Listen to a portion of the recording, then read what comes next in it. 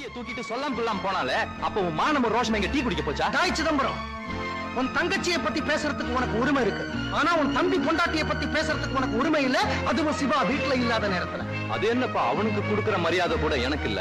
அவன் 525 ரூபா தான் சம்பாதிக்கிறான். நான் 1725 ரூபா சம்பாதிக்கிறேன். That is 1725. Is it? Yes. கொஞ்சம் உள்ள போமா. 525 ரூபாய் சம்பாதிக்கிறவன் 450 ரூபாய் ஒண்ணுமே பேசாம கொடுக்கறதுக்கும் 1725 ரூபாய் சம்பாதிக்கிறவன் that is 1725 ரூபாய் சம்பாதிக்கிற நீ 400 ரூபாய் கொடுக்கறதுக்கு கணக்கு பாக்குறதுக்கும் வித்தியாசம் இருக்குடா கண்ணா. Bullshit. தாய் சிதம்பரம், உன்ன மாதிரியே நான் சிவாவையும் படிக்க வச்சிருந்தேன்னா அவனும் இன்னைக்கு கை நிறைய சம்பாதிச்சுக்கிட்டு இருப்பான். உங்களை யார் அவனை படிக்க வைக்க வேண்டாம்னாங்க?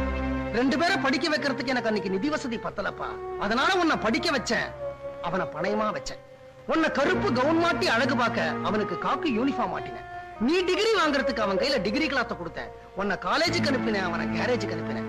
சிவா தங்கண்டா, அவனை புரிஞ்சுக்காதவங்க யாரும் உருப்படவே மாட்டாங்க.